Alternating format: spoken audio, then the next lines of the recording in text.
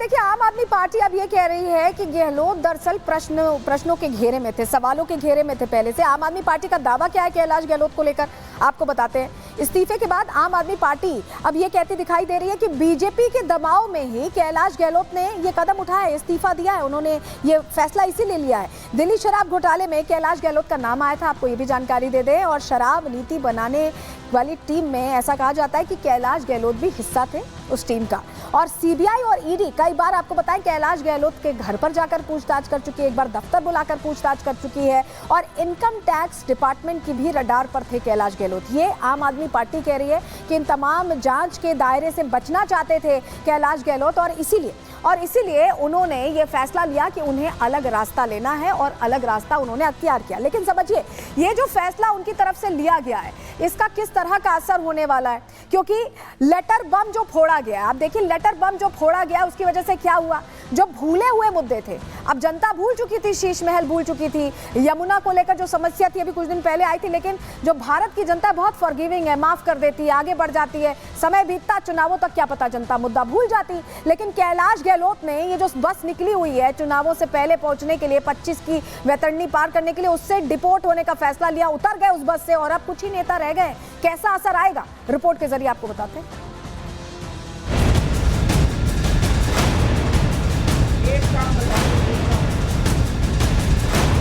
दिल्ली में अगले साल होने वाले विधानसभा चुनाव से ठीक पहले आम आदमी पार्टी को तगड़ा झटका लगा। खुद को अरविंद केजरीवाल का हनुमान बताने वाले कैबिनेट मंत्री कैलाश गहलोत ने पार्टी छोड़ने का ऐलान कर दिया। कैलाश गहलोत ने अपने पद से इस्तीफा देने के साथ ही एक लेटर बम भी फोड़ा है। पार्टी छोड़ने के पीछे कैलाश गहलोत ने जो वजह बताई है, वो आम आदमी पार्टी की चुनावी मुश्किलों को बढ़ाने वाली है। आम आदमी पार्टी का शीश महल जैसा मुद्दा जो लगभग ठंडा पड़ चुका था, उसे एक बार फिर गहलोत ने अपने लेटर बम से सुलगा दिया है। जिस यमुना की सफाई को आम आदमी पार्टी ने मुद्दा बनाया था, कैलाश ने उसी मुद्दे के जरिए आम आदमी पार्टी की सियासी सफाई की नींव रख दी है। अरविंद केजरीवाल जी और आम आदमी पार्टी पर सवाल उठाएं कि किन वादों के साथ, किन बड़ी बड़ी बातें करके जनता के सामने आए थे और कहां से कहां आ गए। बड़े बड़े वादे किए, उन वादों पे काम नहीं हुआ, उल्टा भ्रष्टाचार के गंभीर आरोप हैं। तो बातें बहुत उन्होंने किया, काम तो किया नहीं। और जब उनसे प्रश्न उठाए जाते हैं तो या तो बहाने बनाते हैं या किसी और पे वार करते हैं। अब इस परिस्थिति में यदि उनके सहयोगी जो उनके साथ लंबे समय से हैं, वो उनका साथ छोड़ना चाहते हैं, तो इसका जवाब तो आम आदमी पार्टी को ही देना पड़ेगा। मंत्री बनने पर कैलाश गहलोत ने खुद को केजरीवाल का हनुमान बताया था, पार्टी को आगे ले जाने का बीड़ा उठाया था, आम आदमी बनकर आम आदमी की सेवा की कसम खाई थी। लेकिन चुनावों से ठीक पहले आम आदमी पार्टी के हनुमान ने अपने राम से किनारा कर लिया और इस पर आप नेताओं के अपने दावे हैं।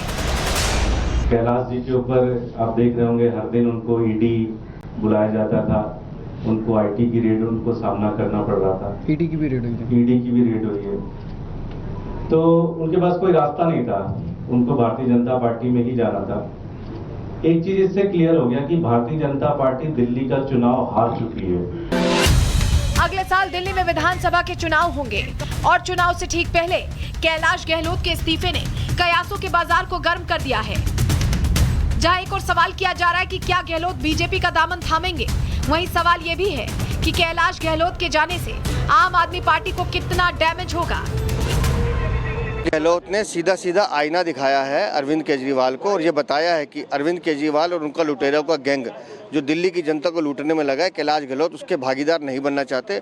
उन्होंने बताया कि कैसे शीश महल के नाम पर अरविंद केजरीवाल ने अपने अय्याशी का सामान जुटाया, दिल्ली की जनता के टैक्स के पैसे लगाकर उसको लूटने का काम किया और यमुना की सफाई पे 85-100 करोड़ रुपए जो केंद्र सरकार ने दिए, वो भी अरविंद केजरीवाल पी गए, लूट के ले गए। लेकिन दिल्ली को बद से बदतर करने का काम अरविंद केजरीवाल की सरकार ने किया और कैलाश गहलोत ने बड़ा साहसिक कदम उठाया, उसकी मैं सराहना करता हूँ। कैलाश गहलोत ने अगर आज किनारा कर लिया तो मुझे बहुत आश्चर्य नहीं है।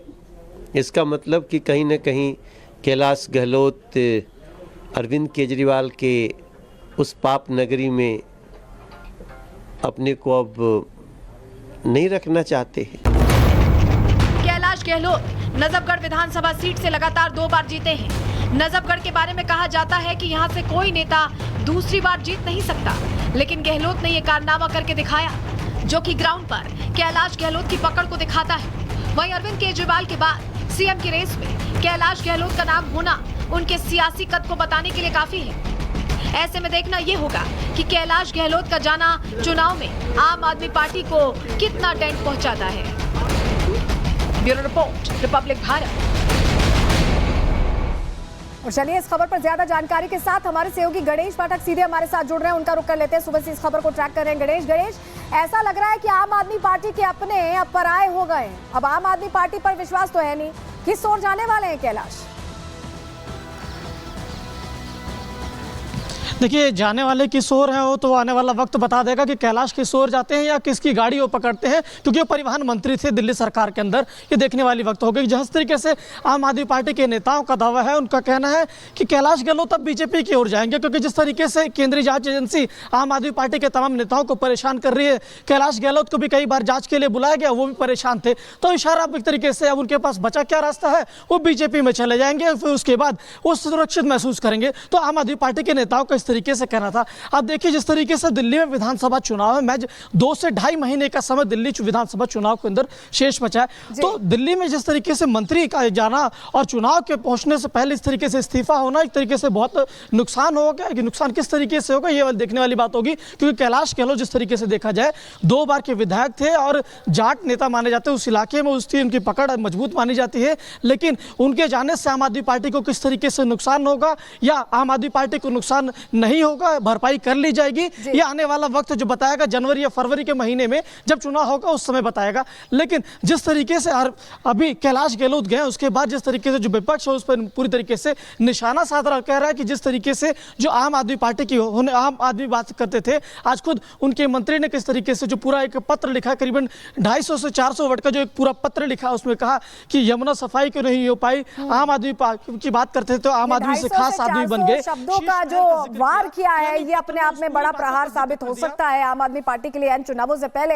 बहुत शुक्रिया गणेश आपका जुड़ने के लिए और जानकारियां देने के लिए। तो देखिए, बड़ी बातें कह गए कैलाश गहलोत, लेकिन अब वो निकल चुके हैं और कहा जा रहा है कि बीजेपी के लिए निकल चुके हैं। लेकिन एक और चेहरा है, अनिल झा को आप यहाँ देख रहे हैं, जो बीजेपी से अब आ गए हैं अरविंद केजरीवाल के पास। जी हाँ, तो ये दूसरी बड़ी हलचल थी आज जो दिल्ली में देखने को मिली। पहली हलचल आप समझ गए, कैलाश गहलोत ने इस्तीफा दे दिया, और दूसरी बड़ी खबर, अरविंद केजरीवाल डबल कॉन्फिडेंस के साथ ये कहते हैं कि हम एक बड़े चेहरे को भारतीय जनता पार्टी के शामिल कराने जा रहे हैं आम आदमी पार्टी में। और उसके बाद प्रेस कॉन्फ्रेंस में दिखते हैं अनिल झा।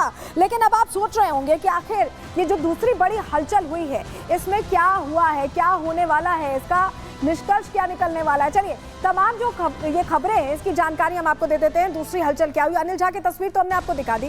दिल्ली की सियासत की ये आज दिन की दूसरी बड़ी खबर थी। आज हलचल दिन भर दिल्ली में ही दिखाई दी। मौसम ठंडा है लेकिन सियासत गर्म होती दिखाई दी।